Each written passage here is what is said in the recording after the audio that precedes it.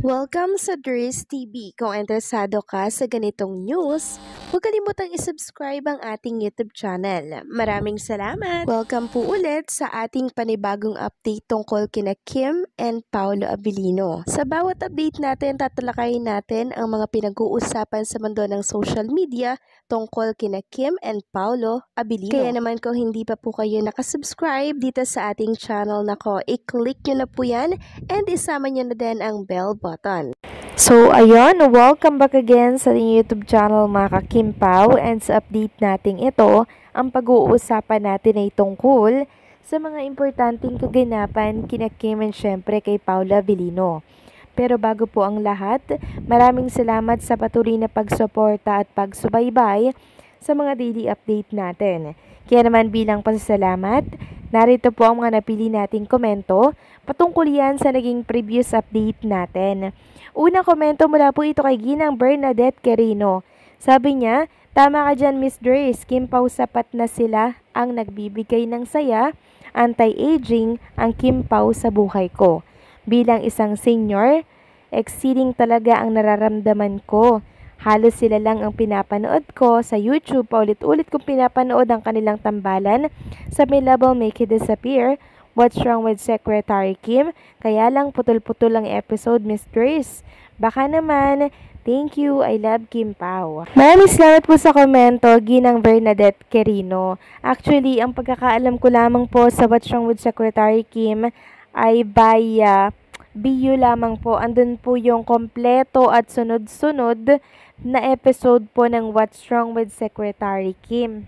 Pero huwag kayong mag-alala, maghahanap po ako ng mga iba pang pwedeng mapanood nyo po or mapanuuran nyo po ng sunod-sunod sa What's Wrong with Secretary Kim. Kasi kahapon pa po ako naghahanap, wala talaga akong makita na pwedeng mapanooran nyo po na yung libre lang po. And also, sa oras po na ipalabas na itong The Alibay, for sure, meron na po kayong bagong pagkakaabalahan at di nyo na po paulit-ulitin yung mga episode ng What's Wrong with Secretary Kim. Dito po yan sa YouTube.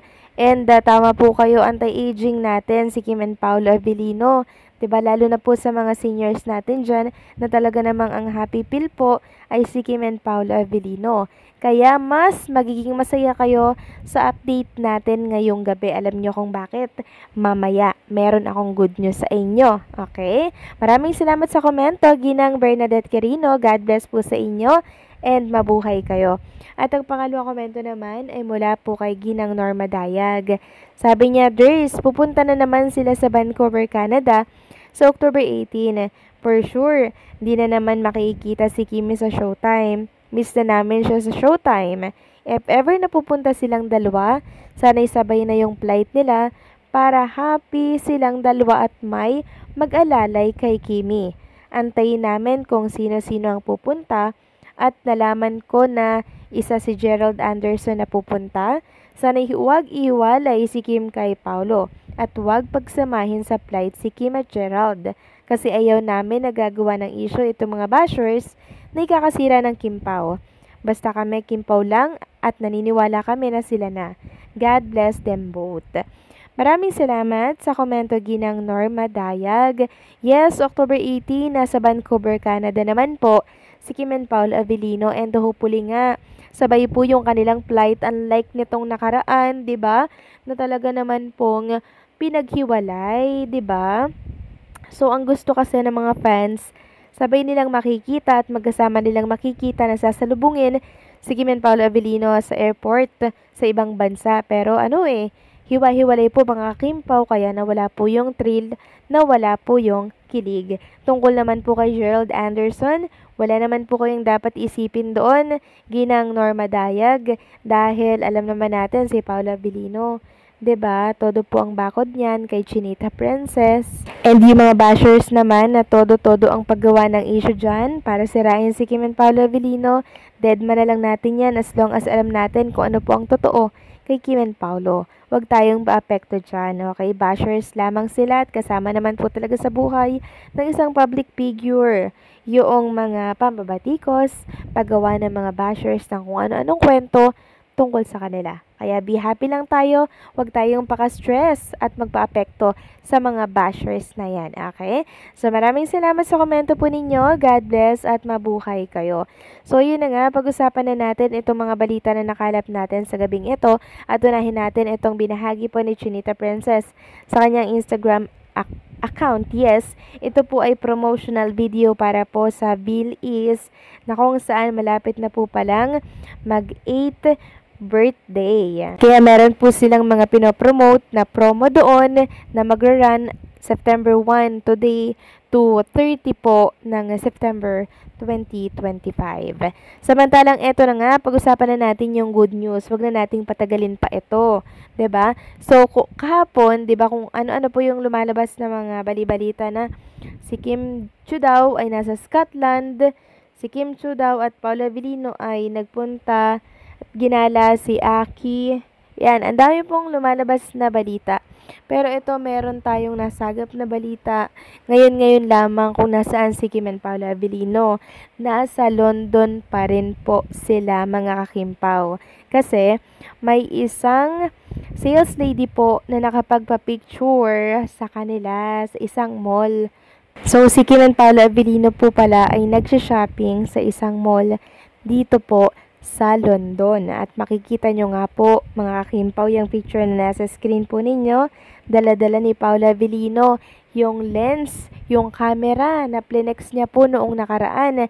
So, talagang ito po yung pang picture niya kay Chinita Princess. Knowing Chinita Princess, mga kakimpaw, lagi po yung gusto niya makuhanan, makapture yung mga moment. 'Di ba? Mahilig po yang mag-picture, kaya si Paulo naman nagdala ng magandang lens or maganda po na camera. Ngayon, may nakapagpa-picture sa kanila na isang sales lady. Sabi po niya, sobrang bait daw po ni Paulo kasi nahihiya nga daw po siyang magpa-picture.